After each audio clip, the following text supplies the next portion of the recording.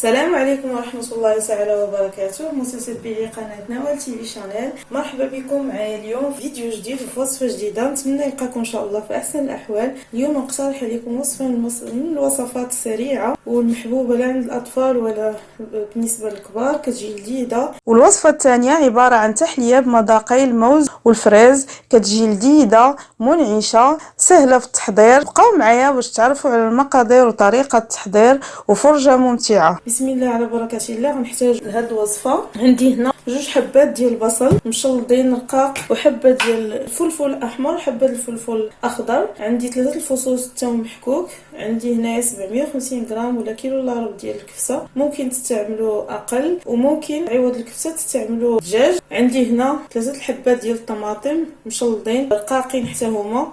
وعندي خبز الطاكوس او خبز التورتيلا، عندي 4 الوحدات اللي قطر ديالهم 30 سنتيم. الا استعملوا خبز القطر ديالو اصغر من هكا تنقصوا الكميه على حسب الحجم ديال خبز التورتيلا اللي عندكم وعلى حسب الطبقات اللي غديروا فيه. ندوزوا على بركه الله لطريقه التحضير. درت الزيتون في المقله وضفت عليه الكفته. ضربت هكا عشوائيا، خليهم يتشحروا شويه. حتى ما درتش معاها التوابل، غنضيفهم دابا. غتبدل الخليط كله مع بعضياته. عندي هنا قزبور يابس او قزبور حبوب، غنضيف تقريبا نصف ملعقه كبيره الملح اللي كيبقى على حسب الذوق. الفلفل الاحمر او البابريكا ربع ملعقه صغيره ديال الخرقوم او الكركم، نصف ملعقه صغيره ديال الفلفل الحار حتى هو كيبقى على حسب الذوق.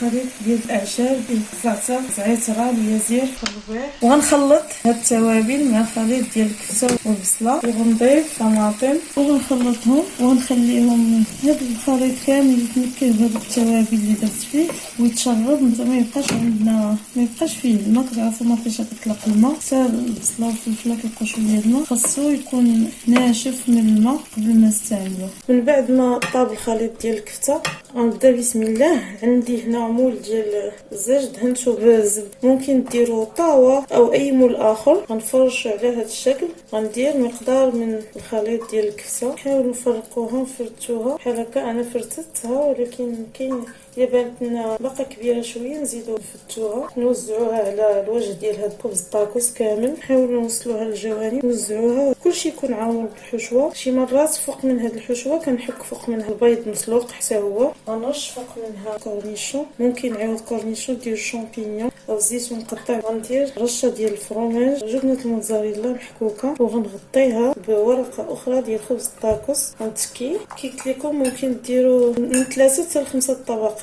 من بعد ما وزعت الخليط ديال الكفته درت رشه ديال الكورنيشون بحال الطبقه الاولى. ندير عاوتاني رشه ديال جبنه الموتزاريلا وغنغطي بطبقه اخرى ديال خبز التورتيلا وكنتكي باش تقرص ليا مزيان. وغندير طبقه ديال الكفته بنفس الشكل.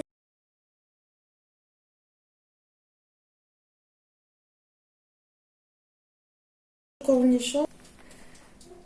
من بعد ما ساليت دابا غادي ندير الورقه الاخيره او الطبقه الاخيره وغنبدا نقطعها بالموس. كنهبطوا تنقيسوا المول حيت الطبقات كلهم خصهم يتقطعوا.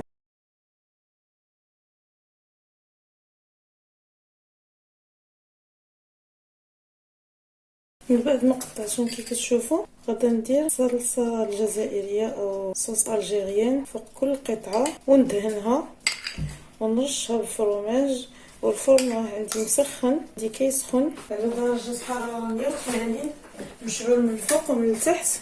وغندهن هاد لاصوص وغندخلها للفرن قلت لكم مشعول من الفوق ومن التحت تقريبا من 20 حتى 25 دقيقه. يطيب بهذا الخبز اللي من التحت ويذوب الفرماج في الطبقات كاملين لانه تحمر. ونخرجوه كي قلت لكم من 20 حتى 25 دقيقه. وهذا هو الطبق ديالي اقترحت عليكم اليوم، غاتان بالكفته وخبز الطاكوس او خبز التورتيلا. انا نسيتو شويه في الفرن تحمر اكثر من القياس.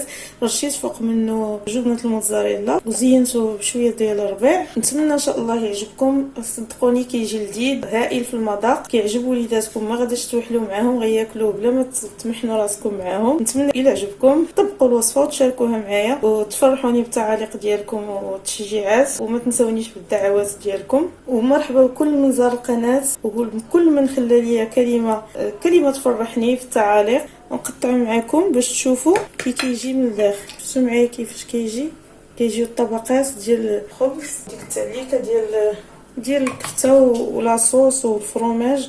ما نقول لكمش المذاق ديالها كيجي رائع. نتمنى ان شاء الله تجربوا الوصفه.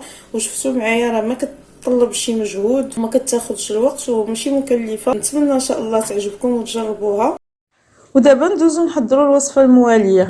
على بركه الله. غنحتاج تحضير هاد التحليه بمذاق الفريز والموز. عندي هنا 4 كيلو ديال الفريز اللي نقيته وغسلته مزيان، قطعته غير على جوج. في الاخر غادي نطحنو. ودرت عليه 4 كيلو ديال الفريز، درت عليه 2 معالق معمرينش ديال سكر حبيبات، وحكيت معاهم قشور برتقاله وعصير برتقالتين، قشور ليمونه برتقاله وعصير برتقالتين، وخليتهم كنعرفوا بحال الطريقه اللي كنديروا الكونفيتور حتى داب داك السكر مع الفريز وتلقاو فيه داك القشور ديال الموز. وطحنته بحال هكا كيف ما كتشوفوا معايا، طحنته وصفيته، حصلت على الخليط بحال هكا خاتر ومنسم مزيان بداك المذاق ديال البرتقال. غنضيف عليه 2 معالق ديال النشا، غنضيف عليه نكهه ديال الفرامبواز باش تزيد تعطيني اللون، حيت كيف شفتوا معايا ماشي داك اللون الاحمر اختياري. بغيتو تكتفيو باللون الطبيعي ديال الفريز تكتفيو به. غنحرك هاد العناصر وغادي نديرهم فوق النار، نحركهم حتى ما يبقاوش عندي هاد الكويرات، وغنوضهم فوق النار حتى يختار معايا الخليط ويعقد ونزولوه. شفتوا معايا من بعد ما وضعته فوق النار مع التحريك المستمر نخليه حتى يبدا يغلى وتكونوا فيه فقاعات، ماشي يغلى بزاف حيت عندنا الخليط خاطر. هذا الخليط هو قاعد تكون فيه فقاعات. غنزولها دابا من النار. من بعد ما طابت الكريمه كيف ما شفتوا معايا صبيتها في واحد الغراف باش يسهل عليا نصبها في الكؤوس اللي حطيتهم بهذه الطريقه.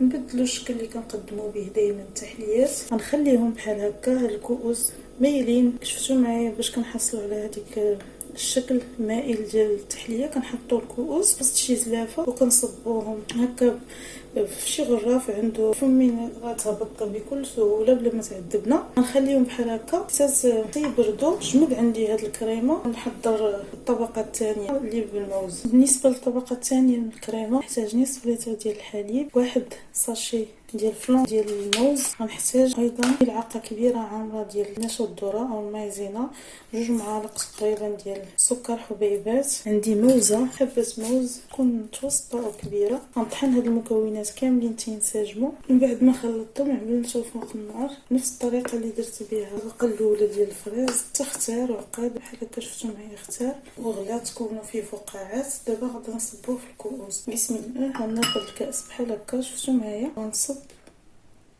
بسم الله. شفتوا شد بلاصتو هذيك التحليه ديال الفريز، وغنحطها على جنب حتى تاخذ الحراره ديال المطبخ وندخلها للثلاجه.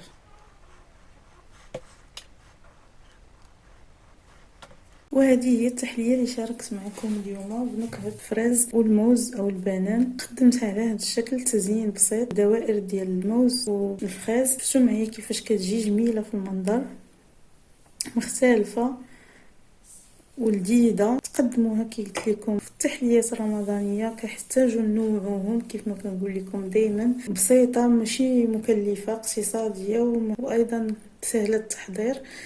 تقدموها لضيافكم لعائلتكم. كي شفتوا معايا تقريبا خرجت لي 5 الكؤوس كبارين كيف ما كنقولوا شباعيين. الا غديروا كؤوس صغار من هكا تقدر تخرج لكم الدوبل 10 الكؤوس. الا غديروا لي فيغين اللي صغارين الا عندكم ضياف تخرج حتى ل 15 فيغين على حسب الحجم ديال الفيغين. نتمنى ان شاء الله الى عجباتكم تجربوها وتشاركوني التطبيقات ديالكم اللي كتفرحني وكتشجعني. وبالنسبه اللي كيزور القناه لاول مره مرحبا بك، ما تنساش تشارك معنا، ما تنسونيش بالدعاء ديالكم واللايك. واستودعكم الله الذي لا تضيع ودائعه، والى فيديو مقبل ان شاء الله.